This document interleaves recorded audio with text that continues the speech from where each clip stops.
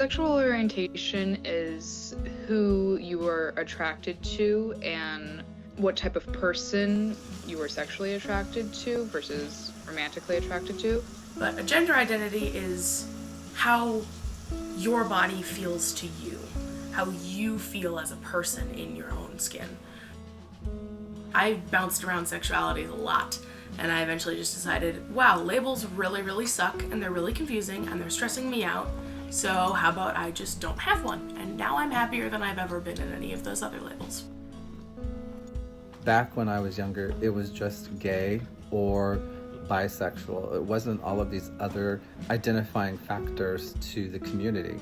And nowadays, we accept and we look at everybody in a different way.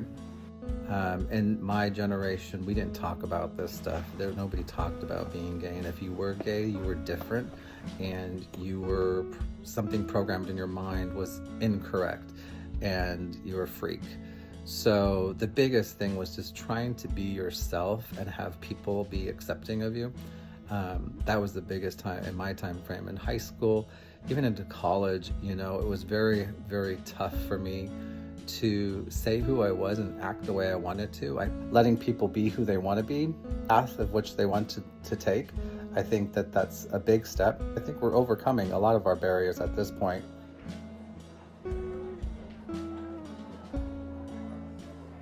Every time we're out in public, we have to hold back from acting like a couple as much as any other straight couple would. Can't kiss you as much, I feel uncomfortable sometimes holding your hand or hugging you or even being romantic in any way with you. I mean, I think we've been lucky. We could have experienced worse. Other people have, gotten beat up.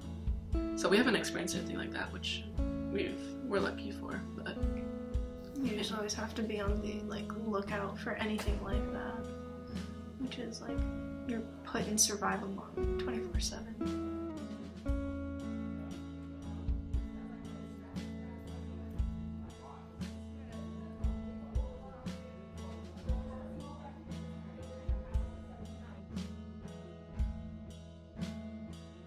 I feel like the worst experiences were feeling alone or not understanding what you're feeling, not seeing examples. Yeah. I feel like the worst experience for me is having a lot of narratives about what other people think about you, and having experiences where people, I don't know, I've had people come up to me in the hallway and be say some stuff to me. Yeah. And just having parents that you're not sure if they're gonna be supportive of you, and it's kind of scary just not knowing, I guess.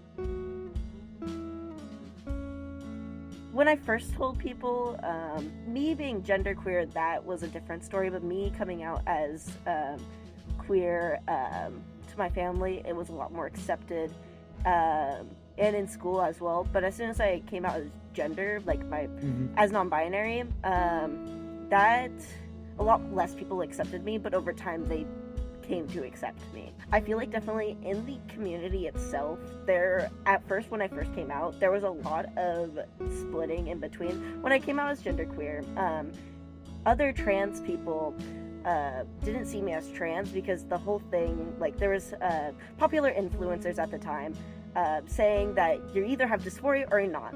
And so especially as a non-binary person, that was seen as taboo, and I felt in the community there was such a split, and it was definitely hurtful to find safe places and find out that they're not actually safe. But obviously we've come a long way from then, but that was definitely in my opinion, one of the worst experiences coming out, in my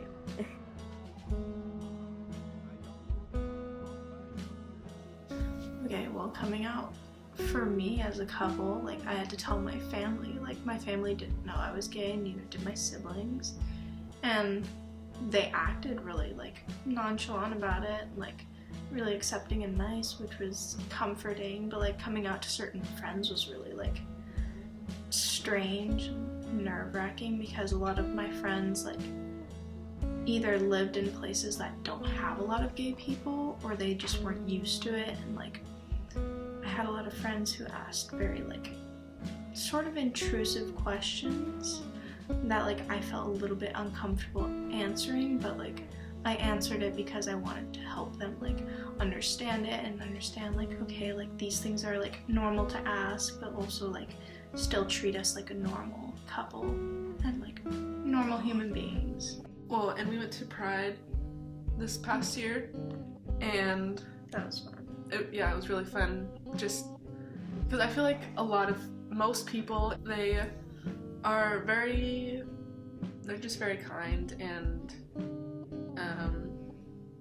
very loving to a lot of people, and especially people in their own community. So it was nice, like, seeing, like, being Around people that make you feel normal. yeah. And I remember we came home after and we're like, that was so cool. I know. We felt so normal that day. Like, you could hold hands, you could hug, kiss, show affection to each other. That was nice. Like, you're not able to do that any other time, really. And how there was that one person who was giving out, like, free mom hugs. Oh yeah, the parents that, like, just said, like, yeah, like, if you have a parent that doesn't give you this at home, like, we're here for you to give you, like, a hug from a mom.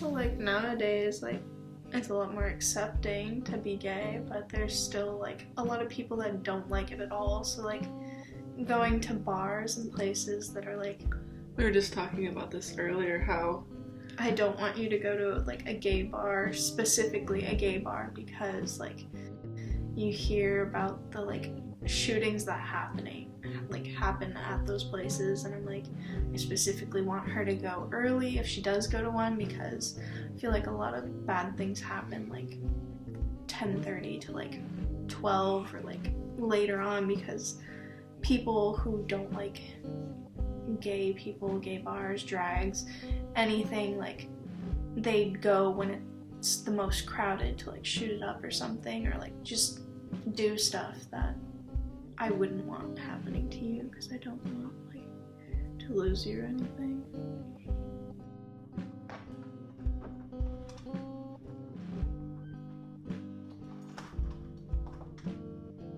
My family didn't quite accept me at first, especially when I was in middle school, and that was kind of rough. And I wasn't surrounded by the best people in the world. Even though they were other queer people, it just still felt like that I was somehow the outcast because I was the only trans person. But then I made better friends, and my family learned, and I educated them, and they were open to being educated, and they finally turned around and was like, okay, we love you. The sacrifices that our elder queers made for us as the new generation, and putting down their lives and losing their jobs consistently in order to fight for our rights to be who we are. That being said, I feel like one of the harder things that Gen Z and Gen Alpha will eventually have to deal with is continuing that battle and living in a world where we were given those rights when we were really, really young, before we even knew anything, and now having to go through the process again of realizing what it means that we still have to fight for those rights and watch them be nearly taken away over and over and over again. Listen to the wisdom of older queer people, because they know what they're talking about and they've lived through it, but we are also living through it as bills are being passed to limit our rights, and books are being banned about talking about us in different states and different countries. And I feel like there's differences between us, but we can come together and be stronger as a community. I say definitely reach out to people online, especially if you're in an unsupportive family. They don't support you now, but you never know in the future. But always like reach out to the people who do support you and come out to the people who you feel more comfortable with. There will always be a group of people who will love and accept you.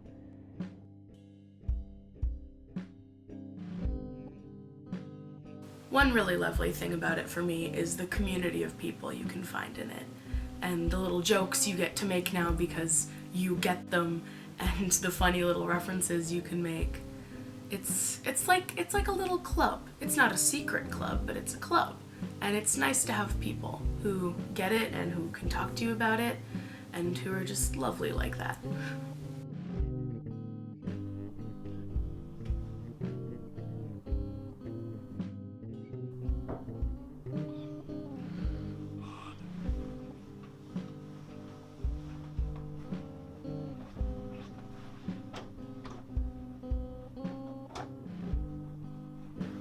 Hey, we haven't seen you home like all day.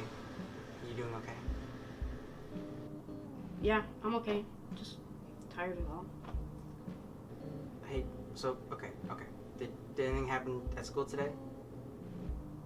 No? What do you mean? You mean, did another random kid call me the F-slur? Well, no. Okay. I'm sorry. Didn't mean to bring it up. It's fine. Well, I brought you some dinner, so let me know if you need anything.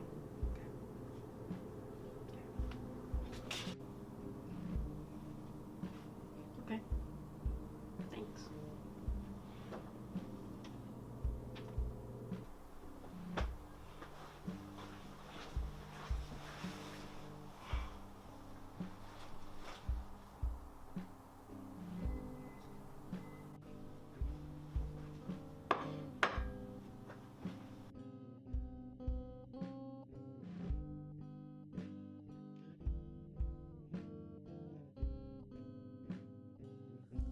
And all I can say is you know what's best for you.